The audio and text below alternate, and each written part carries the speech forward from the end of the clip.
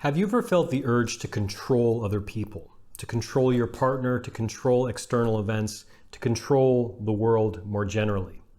If you're struggling with something like retroactive jealousy or obsessive jealousy, chances are good that unfortunately the answer is yes. Most of us have felt this urge, this impulse at one time or another. In today's Q&A video, I'm responding to a viewer on this channel who's struggling to let go of this impulse, this urge to control her partner, and I'm going to suggest some alternative ways to look at the situation instead. My name is Zachary Stockill, and since 2013 I've been helping men and women from all over the world overcome jealousy and possessiveness in their relationships, overcome retroactive jealousy, and enjoy happier relationships and more peaceful lives. If you'd like information about my work, my online courses, my one-on-one coaching service, my books, you can visit my website at retroactivejealousy.com. And if you get anything out of my work in general, or you get anything out of this video today, please take a moment to let me know by clicking the like button below, leaving a comment telling me what you think, and being sure you're subscribed to my channel as well to be notified of new videos moving forward. Okay, interesting question came in from a viewer on this channel, and she writes, I won't give her name, but she writes, how do we give up trying to control our partner / our partner's freedom? It feels like that would bring so much peace, but my ego or deep fear or something makes it feel impossible to release the compulsion to control, even though it's an illusion, end quote. This is a great question. This is a big question, and this is a question that I encounter quite frequently in my work with clients, particularly clients struggling with more sort of contemporary-based jealousy. So clients, some of whom are maybe struggling with some degree of retroactive jealousy, but more so with clients who are struggling with contemporary-based irrational jealousy. As I often say, and I mean it every time I say it, it's going to be a real struggle to keep this one brief, but I'll do my best. In a nutshell, I think with a problem like this, with a quandary like this, with a situation like this, we have to address both the rational side of the problem as well as the emotional side of the problem. So the rational aspect of this problem, this need to control our partner, to control external events, to control the world. I think if we get more in touch with the rational side of this equation, the more we'll be able to let it go. And frankly, the rational side of this problem is very simple. The rational side basically is, it's impossible. If we're trying to control our partner, if we're trying to control anyone else, if we're trying to control external events, if we're trying to control anything that is what Stoic philosophers call outside of our sphere of influence, outside of our words, our actions, our thoughts, if we're trying to control anything external, we will drive ourselves crazy because it doesn't work, at least over the long term. And on this channel, I'm primarily focused on long-term solutions. I can give you quick wins, I can give you little hacks and tips and stuff, and that there's certainly a place for, quick hacks and quick tips and all the rest. But what I'm most interested in is long-term solutions to problems like retroactive jealousy, like obsessive jealousy. And trying to control your partner, trying to control other people, from a purely practical standpoint, aside from the emotional component, aside from the moral implications of controlling other people, from a purely practical standpoint, looking for a solution to a problem, it doesn't work over the long term. Why do I feel so confident saying that? I'm a student of history. Some of you may know that I studied history in university before I started work on my blog back in 2013.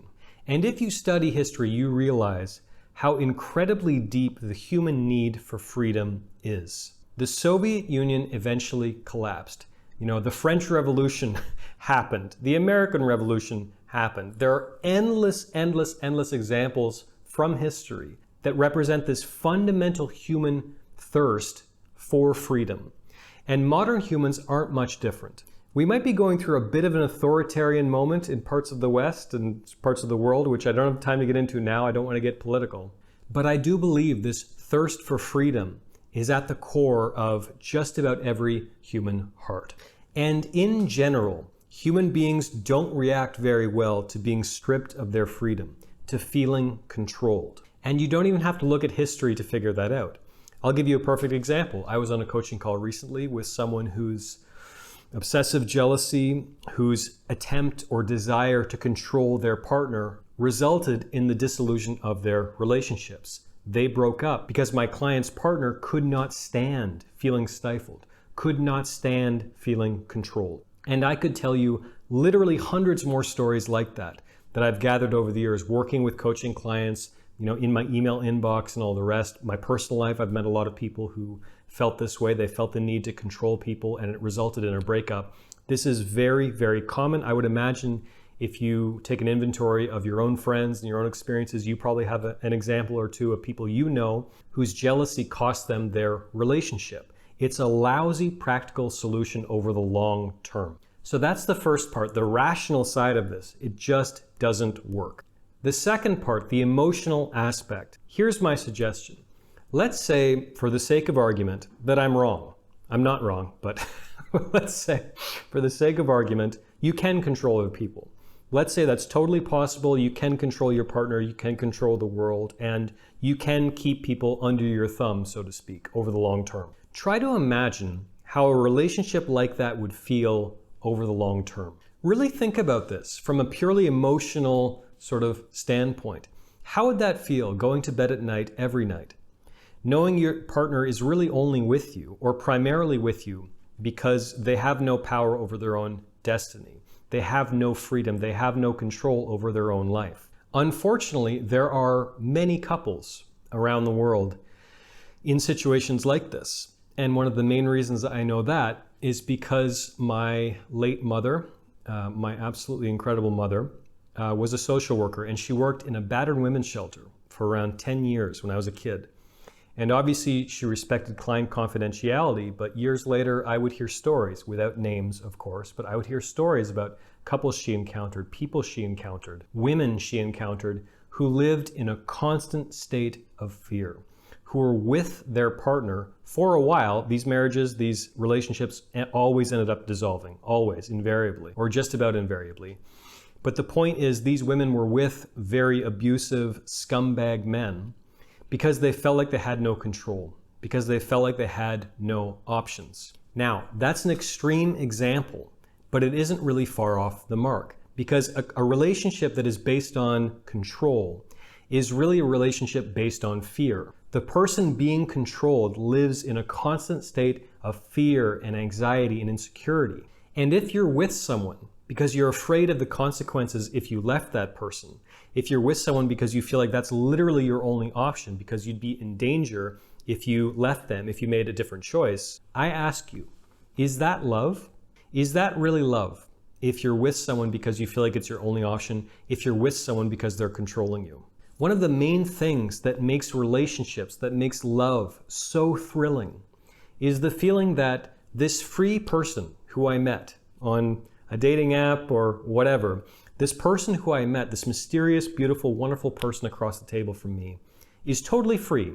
They could be out doing anything they want right now. They could be dating someone else. They could be living in another part of the world. They could be doing whatever they want. They have freedom. They have individual liberty. They have autonomy. But they're choosing me. In spite of their freedom, in spite of everything that they could, all the possibilities that they could invite into their life, in spite of all the choices they could make, they're choosing me. Think about wedding ceremonies. Think about marriage. If you really boil a marriage down to its essence, I get the appeal. It's incredibly romantic. You've got two people who have the world at their fingertips. They could be out making radically different choices. And they're saying, out of every human being on the planet, out of all, 4 billion women on the planet, I'm choosing you. That's what makes life, relationships, marriage so exciting, so compelling, is this aspect, this inherent aspect of freedom, of individual liberty, of individual autonomy. And would you really want it any other way? From a purely emotional standpoint, would you really want a relationship based on anything other than complete individual freedom, individual autonomy? I think the answer, if you really ponder this question over a long period of time, if you really check in with yourself, I think the answer will still be no. By the way, if you do make an attempt to control your partner, to control someone else over a long period of time, chances are overwhelming that this will produce some extremely negative consequences. It's really just a matter of time. Perfect example. I have a friend of mine who had, I hope he doesn't still have, but he had a pretty serious problem with alcoholism in his early 20s, We could all have a few drinks and he would be like binge drinking every night, blacking out, it was chaos. Why did he have this problem? Multiple reasons, but my strong feeling is one of the reasons he was acting like this in his early 20s when he moved out of his parents' house is because when he lived in his parents' house, alcohol was totally taboo. You can't drink, you can't even mention alcohol. If you come home smelling like alcohol, he'll get some kind of punishment. His freedom in so many ways was completely restricted.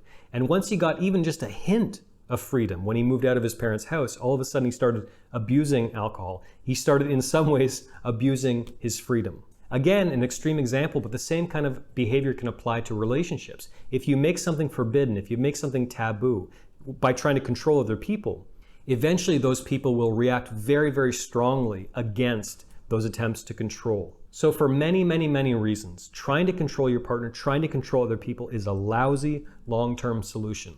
It does not work from the rational angle. It's just a completely lousy long-term solution. And two, from a purely selfish emotional standpoint, it doesn't feel good. Even if you could do it, which you can't, it would not feel good. It goes against the very nature of human beings. It goes against the very nature of love and relationships. It takes away the fun. It takes away the excitement. One more recommendation. If you're looking for some reading material along these lines that really, really helped me with this question, I strongly encourage you to take a look at a book by one of my all-time favorite authors / public speakers, the late Alan Watts. The book is called The Wisdom of Insecurity. If you're a reader at all, if you'd like to go deeper into this very fundamental question about trying to control the world, trying to control your partner, and why it's such a waste of time, highly recommend you take a look at a book called The Wisdom of Insecurity by Alan Watts. I recorded another video on books and book recommendations for retroactive jealousy sufferers, and I'll post a card somewhere miraculously above my head where you can click that link, watch that video where I talk about this and other books. Thank you for watching this video. Thank you for giving me a few moments of your day today. And if you got anything at all out of this video, please take a moment to let me know by clicking the like button below, making sure you leave a comment on this video telling me what you think, whether you agree, disagree. I'd love to hear from you. And make sure you're subscribed to my channel as well to be notified of new videos moving forward. Thank you very much again, and I'll talk to you again very soon.